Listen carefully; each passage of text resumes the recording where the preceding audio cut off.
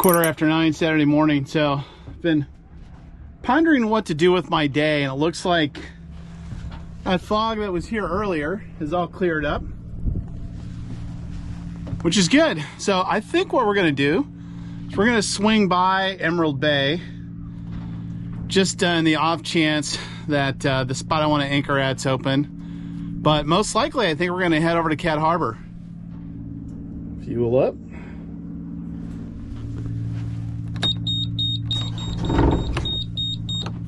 Try that again.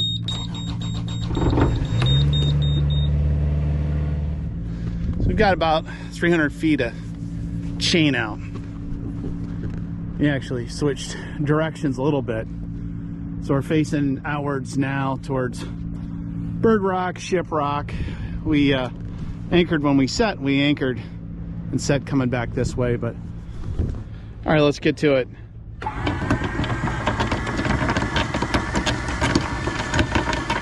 Part of the reason I want to go to Cat Harbor is I've been getting waked all morning by boats ripping through. This guy's not too bad, but we've had some just running pretty big wakes, almost on plane, coming right by the mooring fields. Unsafe and unprofessional maneuvers. Yeah, she's up. Oh, we're so close. I think we're gonna make it. Oh, I gotta spin the anchor around. So close. Just switched to from Android to iPhone and downloaded the TZI Boat app, and let's say I actually found an anchor watch alarm that I actually like. It's got CMAP charts on it. You can get raster as well. So I had open CPN before on Android, and now I've got the raster charts as well as the vector, which are CMAP, and I have those on the chart plotters as well. I'm going to disable the anchor alarm, but that's pretty cool. I like this app quite a bit. You can also get a $1,000 Furuno wireless radar that you can use with your iPhone or iPad, which is pretty sweet.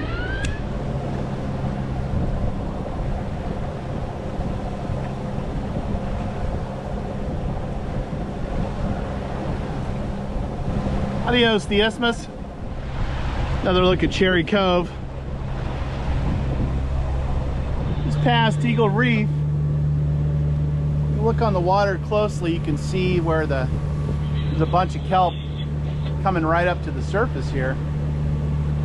So we'll stay out of that. More Keeldragger subscribers flying over for a good look. This is against my better judgment. Who am I kidding? I don't even have good judgment at all.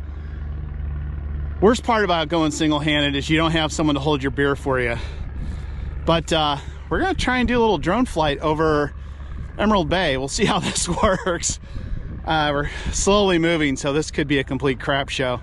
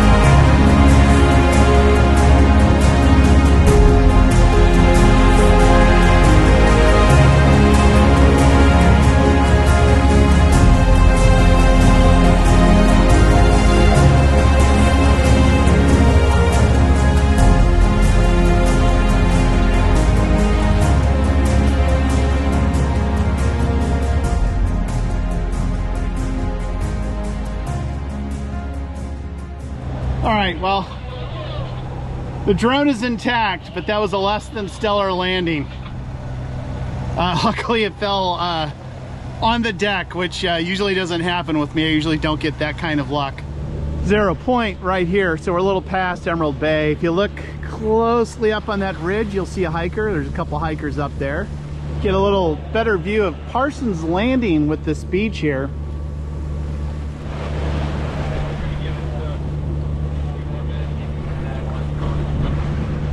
West end of Catalina, baby.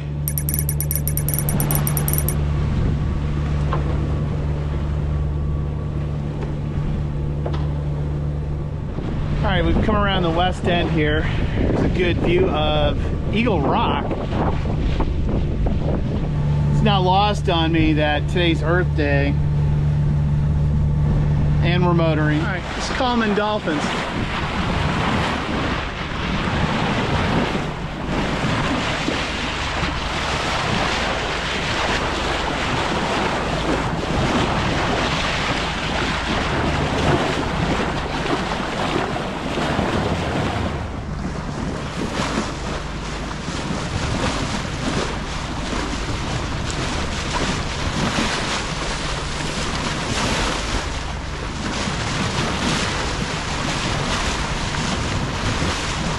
Whoa.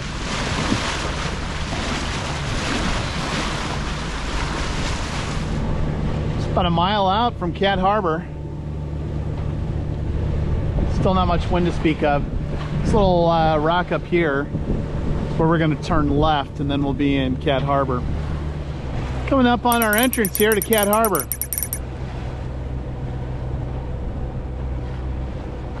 "20 after 12, anchors down, we're snubbed in." Doing well, how are you? Excellent, just dropped anchor yesterday, hanging out, chilling, watching some UFC fights. Right on.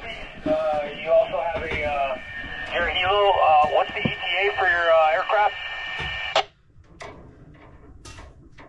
Air 5, Echo Los Angeles, bye. So you can tell it's spring and everybody's getting in their boats for the first time for the season. I've heard more rescues, maydays. Let's see. One boat hit their Air 5,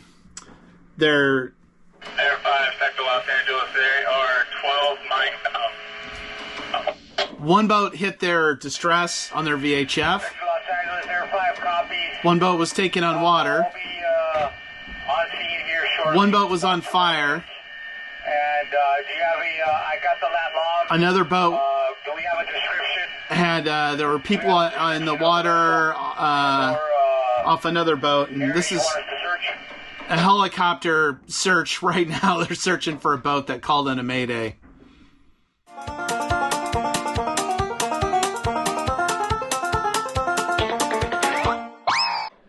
All right, it's time for another Cooking with Keeldragger episode. We're gonna make pizza in the Omni oven. So here's the Omni oven. We're gonna spray just a little bit of olive oil inside of the silicone piece, and then I know we're cheating.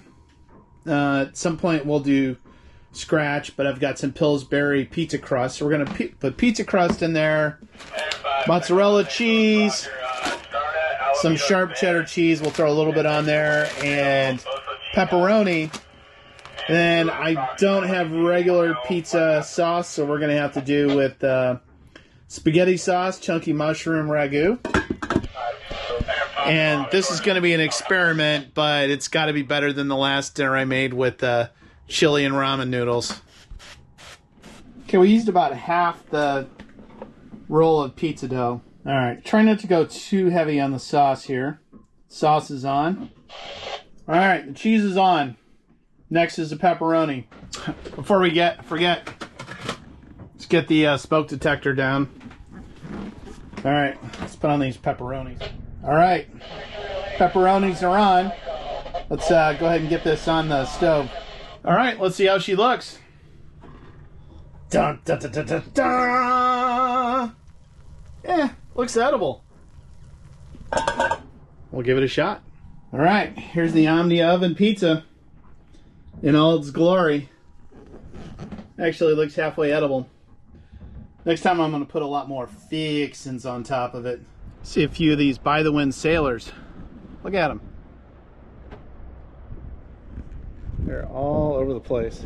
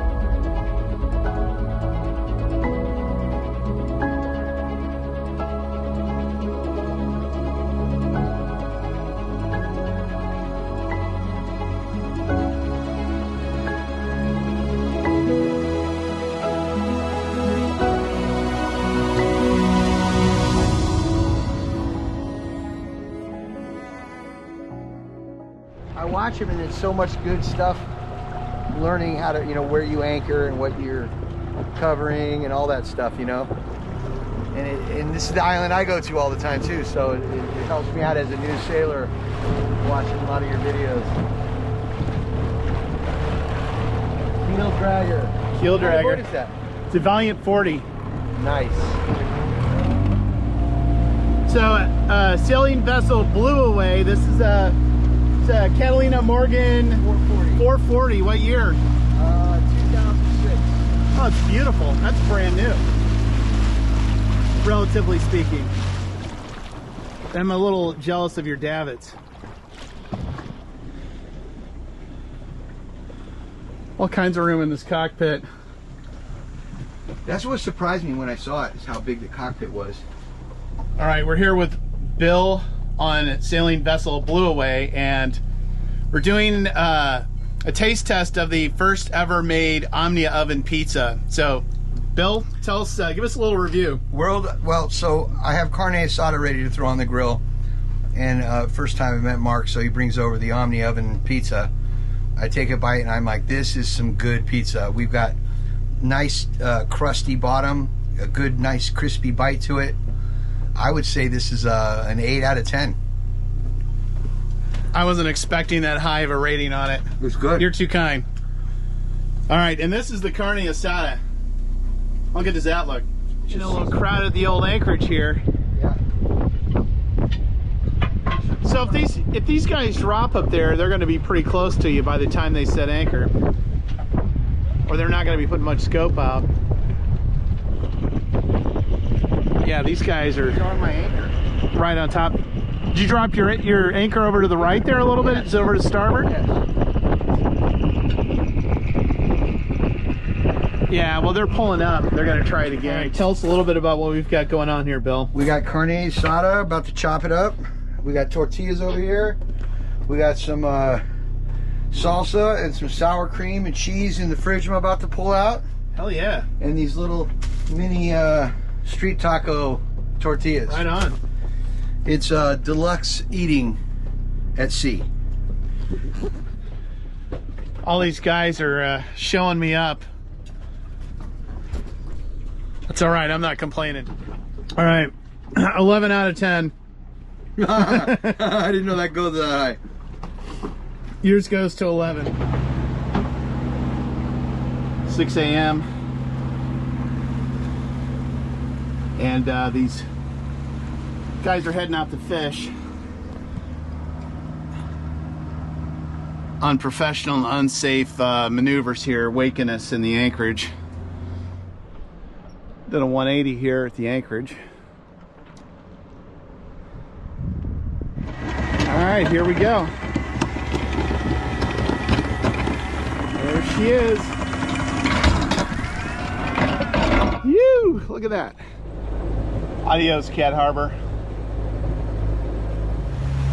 Looks like we've got about 5 knots of wind, apparent. I don't know, it's kind of all over the place. There's a little bit of wind, but we need to see as we get around the island a little bit. Now it's more on the nose apparent. So I'm debating on whether we're going to stick the main up or not. We get a little bit further out. Right now it's just going to flog around and make a lot of wreck. We've got a mola mola here to starboard. Maybe it just dipped underwater, saw the fins.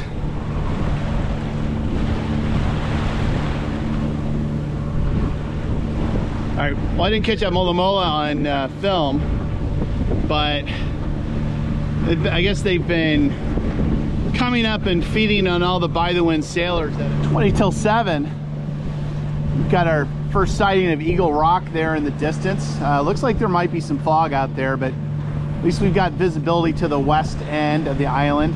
I think this is Ribbon Rock up here, just at the corner.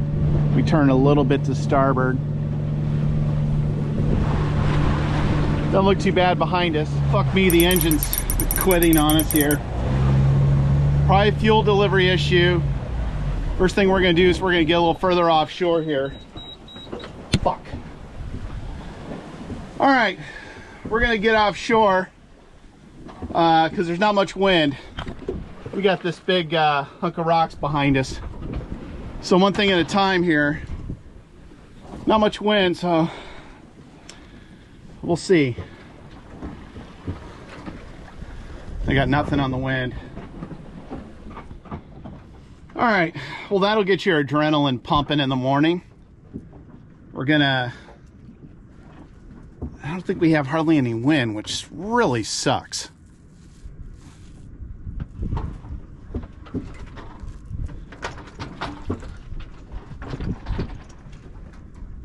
If you look at the wind gauge right here, see, this looks like it's on the nose, but we're still making a little forward progress.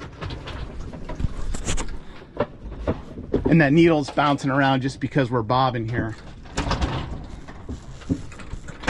So the good news is we're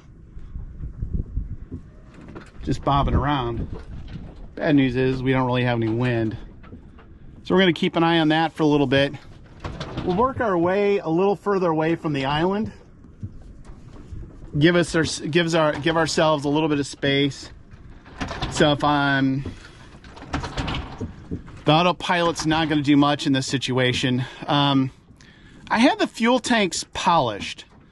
You know, we did have these swells and stuff, which could have, could have gotten us a little bit of crap stirred up if there was any in the tank. I know by the number of hours and stuff, I don't have any concerns about being out of fuel. Could be some water in the tank in the bowl, so first thing we're gonna do is we're gonna check the bowl and see if we see any water in there. And the next thing we'll do is we'll squeeze the priming bulb and see if we can get her sorted out. Bleed the lines again and see if we can get her started. So that's a good lesson learned, I think. I mean, not a lesson learned, I kind of knew.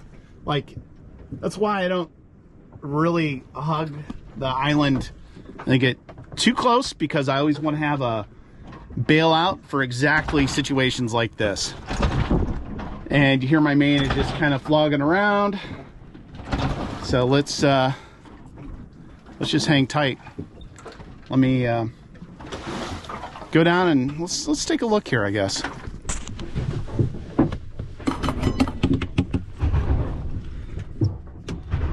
I don't see any water in there.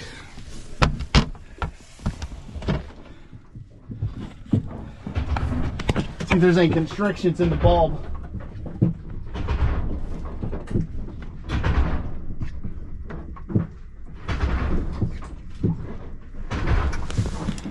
Okay, the other thing we're gonna check real quick is the make sure that the emergency shutoff was not accidentally tripped, which is another possibility if something's stirred around in there. We're gonna need a flashlight.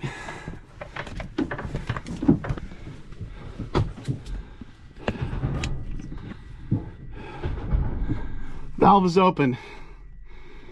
I'm gonna need to get to that to bleed it. I'm gonna guess a 13. I have no clue.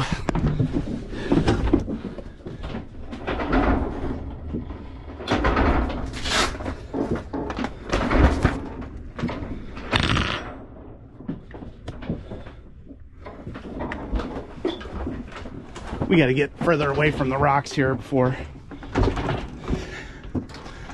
we do anything, I think.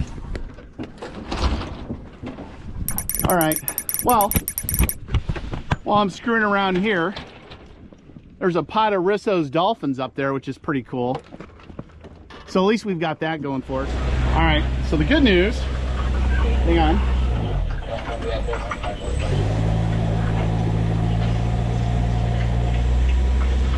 Good news is the I squeezed the priming bulb a few squeezes, and the engine.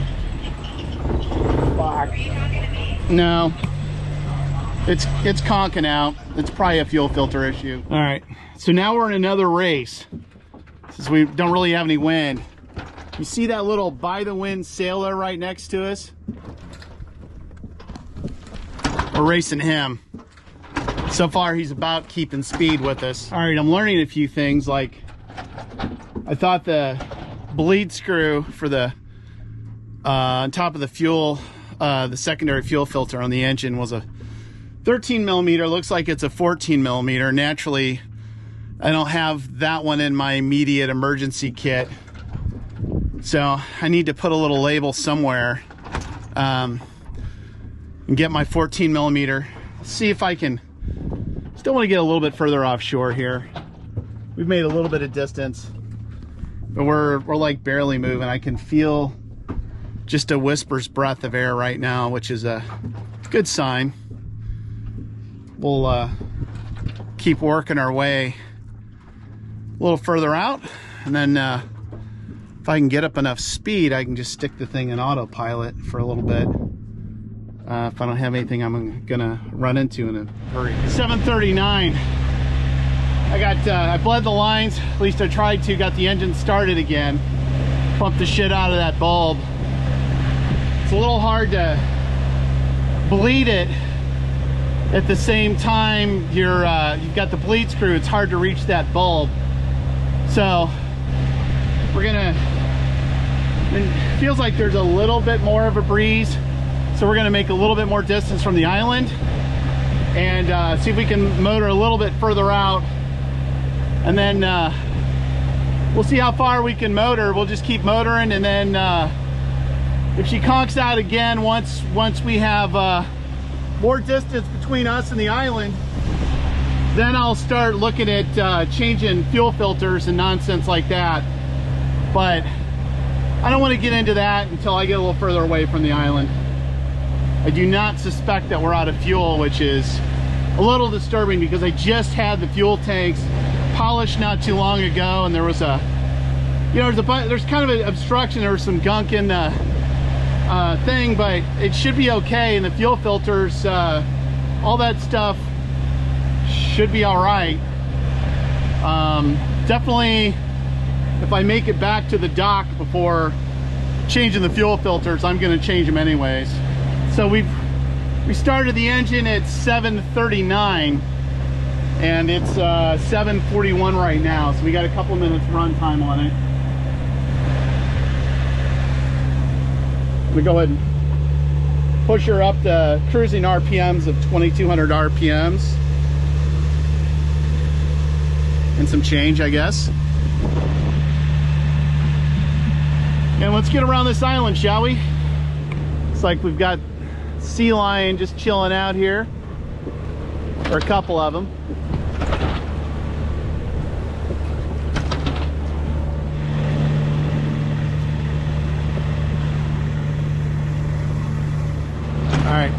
not celebrating victory yet.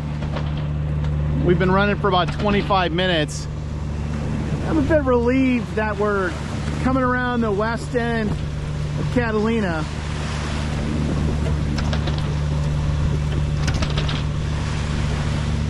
We get a little bit further up, and then we'll go about 30 degrees to starboard, and that should put us on a course for Angel's Gate. About 20 after 8. Wind's starting to fill in a little bit. I'm seeing about 12 knots apparent. It's coming at us about 30 degrees. Well, it's 30 degrees apparent right now, so we have to bear off and go to port a little bit if we wanted to just sail. I wanted to explain why we're still motoring, because normally in these conditions, you know, take a look forward, a little bit of a nice breeze starting to fill in. Normally in these conditions, I just put the sails up, kill the engine, and you know, bear off and do some sailing. However, until I get a chance to properly go through the fuel lines, I'm going to keep the engine running all the way back, provided we don't run into any more issues. And the main reason for that is a diesel engine is more inclined to keep running while it's running. So if you shut the engine off, there's a higher risk that it's not going to start. Not sure what this ship is doing. This is the Ocean Valor. They're sitting, just kind of hanging out at about the 3-mile line from Catalina. So the Ocean Valor is a ship within the U.S. Navy's Military Sea Left Command Fleet Experimentation. It's 261 feet long, but with a beam of 60 feet, speed of 12 knots. And it looks like it's some kind of an offshore supply ship. Mark, 8:46 a.m. and the engine stalled. We're over here by the Ocean Valor. We're going to bear off.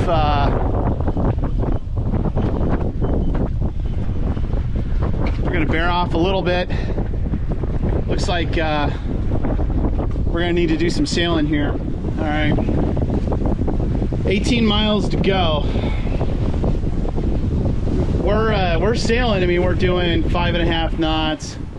Speed-wise, I can maybe get things dialed in, but we're gonna try sailing for a while, get as close as we can to LA.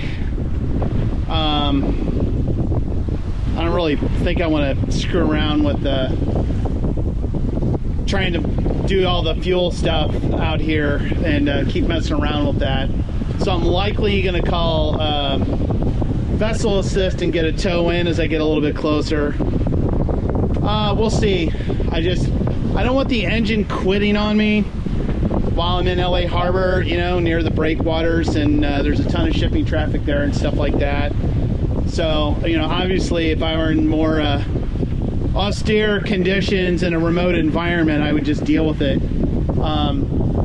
which I may still decide to do, but at this point I'm leaning towards pushing the cop out button and calling vessel assist. We'll see. At least for right now, we can enjoy a good sail for the next I don't know, 15 miles or so until we start getting 9:18. Saw a huge spout.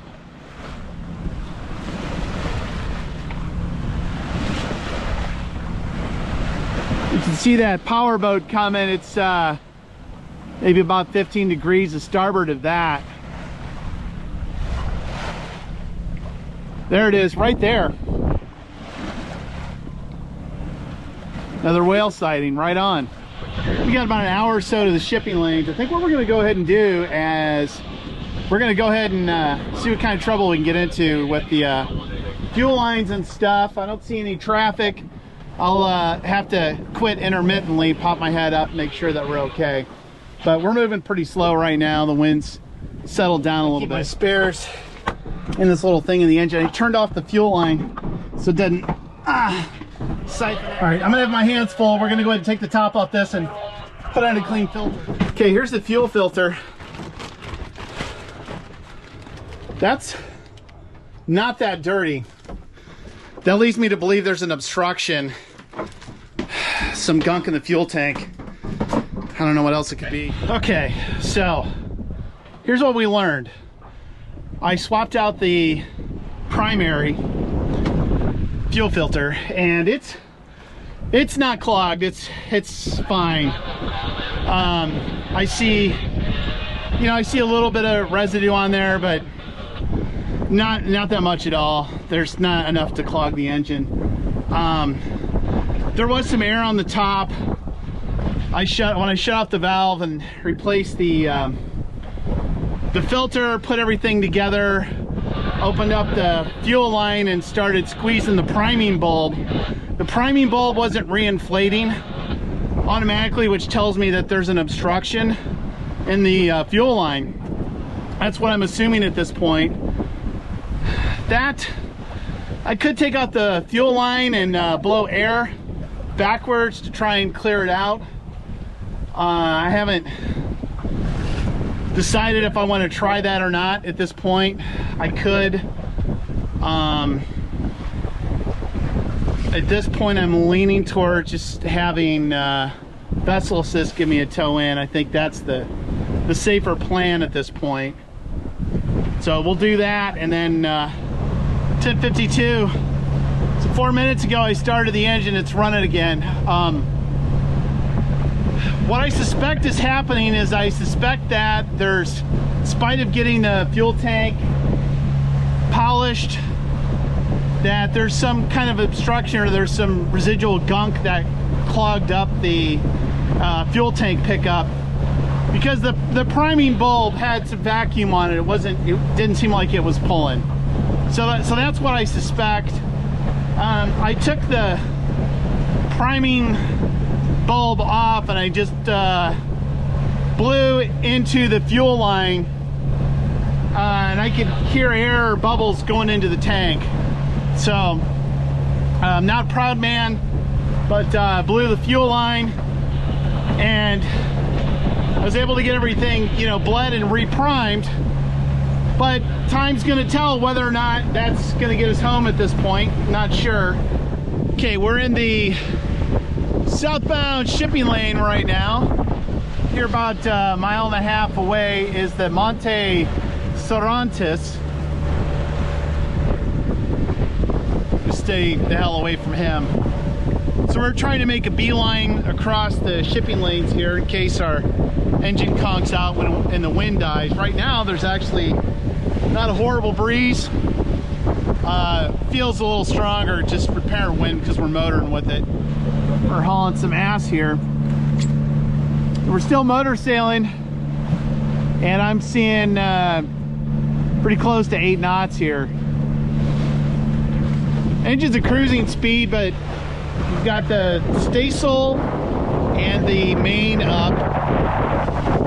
We're gonna keep them up till we get closer to LA Harbor. I'm thinking at this point I'm gonna keep the sails up as we enter the harbor, just in case we have any issues with the engine quitting. And then once we get kind of past the entrance to Angel's Gate, get outside the channel and get the sails down, if all hell breaks loose inside of there, at least it'll be on flat water, and sail a little bit to a safer spot, hopefully, if I need to drop the anchor or something. So just trying to... There's the U.S. Coast Guard cutter, Forest Rednor,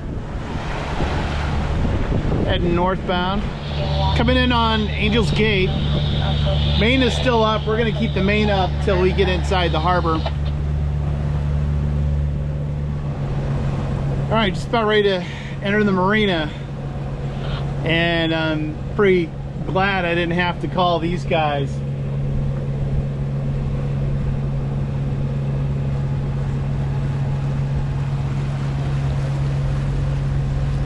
At least not yet.